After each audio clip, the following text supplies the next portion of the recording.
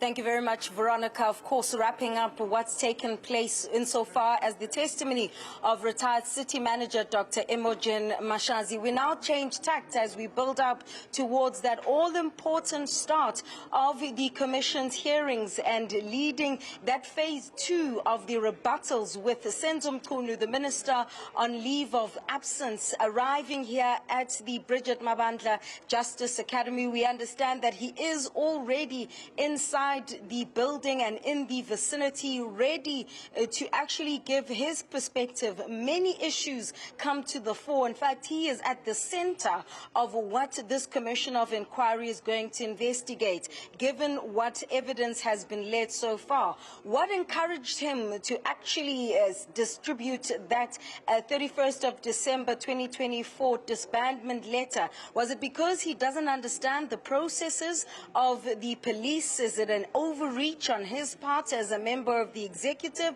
or was he influenced by members of the Big Five cartel and this criminal network surrounded by the likes of Brown Mokhotsi, Vusmuzi, Kat Matlala? What is the nature of his relationships with these two individuals, just off the top of my mind? But also, insofar as the issues of the value and the budget around this political killings task team, we've heard just briefly at the ad hoc committee, at least, what Mchunu has had to say. But I've also got someone who speaks on behalf of the Minister on leave of absence, Senzo Mchunu. Thank you very much for your time this afternoon as we edge ever so closely to hearing for the first time at the Madlanga Commission, at least, from Senzo Mchunu. I mean, two main things here: the disbandment letter of the 31st of December, but also this issue around the word immediately.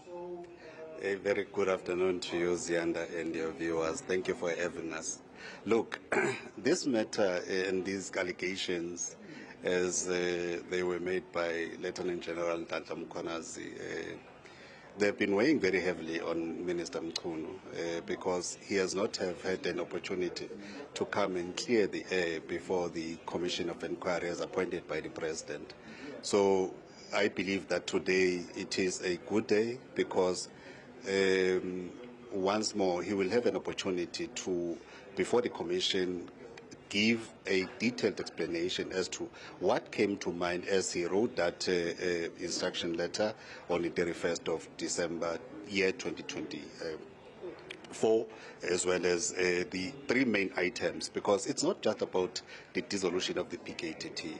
There were three main items in the main that the minister wanted the management of SAPS to actually take a closer look at.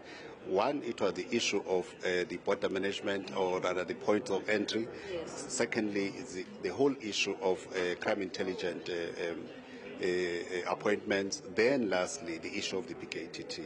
We do understand the interest of why the PKTT has to be the dominant factor of all others. But today the minister is going to have an opportunity to actually take the country into his confidence in terms of elaborately explaining as to what came to mind. Was he influenced or was he not influenced? The statement will tell it all. I mean, there are several themes, that come to mind, and it's almost common cause that there was clearly a lot of infighting within or internal squabbles within the upper echelons of the South African Police Service.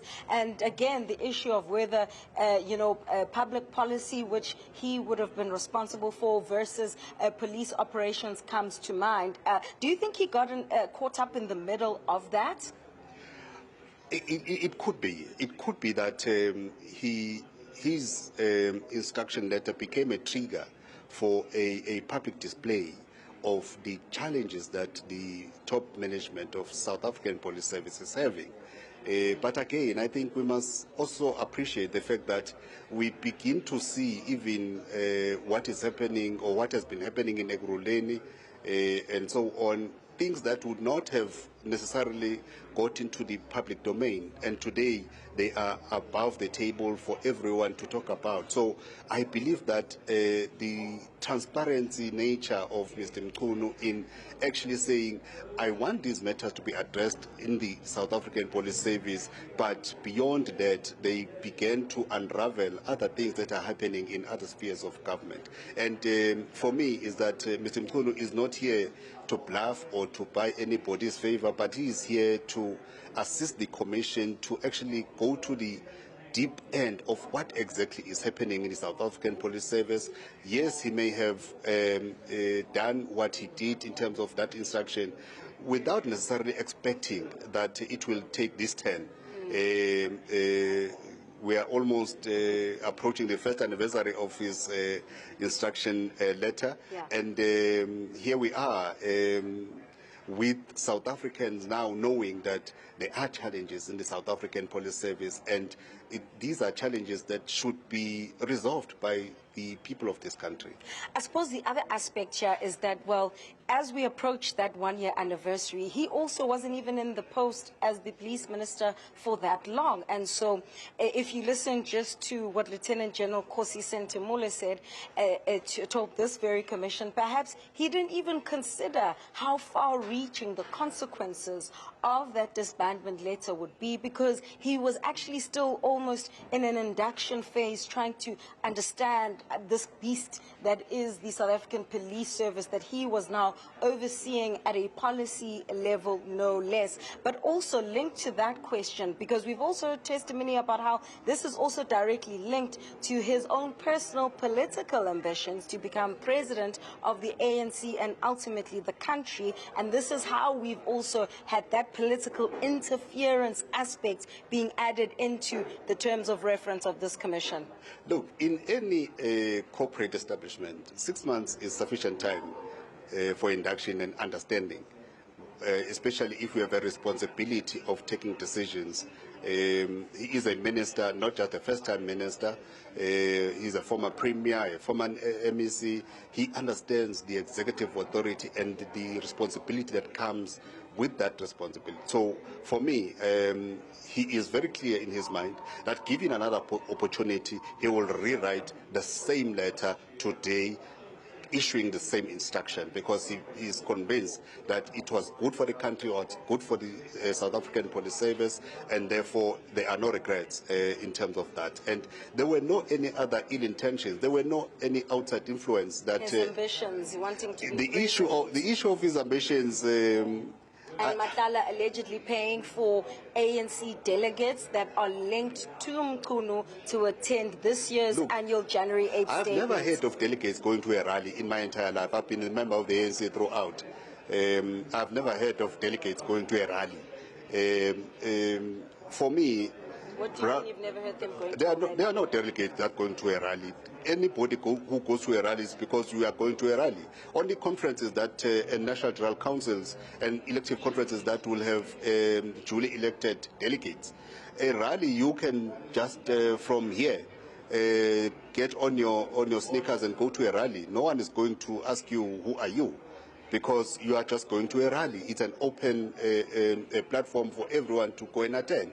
But in terms of the ANC policies and procedures, you don't get to be a delegate to go to a rally. But yes, you can pay if you are to go to a fundraising dinner. And that, there are ANC internal arrangements that are conducted. You book a table, you pay for it and all of that. Mchunu was not there.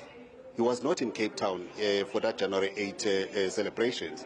He went to bury a deceased police officer. So he doesn't even know all those people. Their ID numbers are available. The commission has been favored with those people. Yeah. And again, the commission can go and do their own investigation. I don't believe that him coming from KZN, he can have strangers from all over, but not even a single person from his home province as his guest.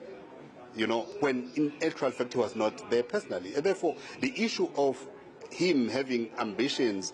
The ANC processes are not yet opened. When they get opened, when the branches nominates, they will inform him that we want to perhaps to be part of the leadership in this fashion or that fashion. It will be up to him to accept. Right now, he is working as a member of the National Executive Committee and a member of the National Working Committee of the ANC, and even there, he has asked that can he be relieved of these responsibilities while he is dealing with these allegations before him. I mean, the nature of his relationship with Begicele at the moment, and I'm saying this because of some of the things that we've heard at the ad hoc committee, and while I can appreciate these are two completely different processes, firstly, it's the first time we actually got to get a sense of Senzo Mchunu's thinking at the time, but also Begicele outlining his version of events, but even Vusumuzi Matlala intimating issues around the recordings that were played at this commission, as saying that they were manipulated. Now, in those recordings, to remind those at home, they were played by witnesses A and B who claimed that they conducted a 5 to 6 hour interview with Matlala, where they were actually, after he had been arrested, to actually get a sense of his perspective, and it is there where he mentions a certain name. So just take me through that relationship between Mchunu and Begicele and the so-called Zulu war that is being waged.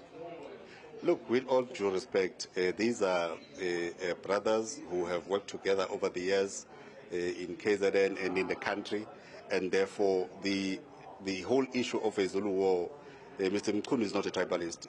He will never engage in anything that is having any tribal connotations, and therefore he distances himself from that. He has no understanding what is this Zulu war is all about. South Africa comes a long way in trying to break with the shackles of tribalism, and therefore we can't go back to where we've been, and it's one of those painful past that we come from.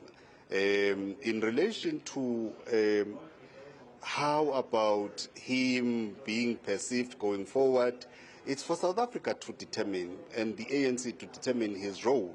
But I can assure you, Ziyanda, that the allegations that he has any relationship whatsoever with the criminal syndicates, in particular Ket Matlala, whom fortunately has confirmed in writing through a statement as well as in an interaction with the members of the National Assembly, the ad hoc committee, to say he has no business with Mr. Mchunu, he has never met him, he has never spoken to him, he was managed by somebody else to try and get closer to him so that he is eventually arrested. We do not know this hatred, where it comes from, and what has he done for him to be arrested for, because this is a man who has conducted himself above board. He has no shenanigans, he has no illegal dealings whatsoever. He has executed his responsibility as the Minister of Police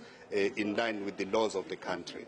All right, it's 16 minutes after 2 o'clock. Stembiso Mshengu, spokesperson for Senzo Mchunu, thank you very much. Senzo Mchunu very much being the face of a lot of the allegations that have been made insofar as the South African Police Service are concerned and the rot there. And so today, at the Madlanga Commission of Inquiry, about 13 minutes from now, he will be able to give his perspective, provide his evidence, and rebut all the evidence that has been led as a person of interest. So, Stephen Kreutz, I'm going to hand it back to you. I'm going to try get inside into the auditorium to try and get that first look as Senzo Mchunu walks into the auditorium of the Bridget Mabandla Justice Academy. It is a moment of reckoning and a moment that could define the future or lack thereof of Senzo Mchunu. Many things at play here, and so what he says this afternoon will become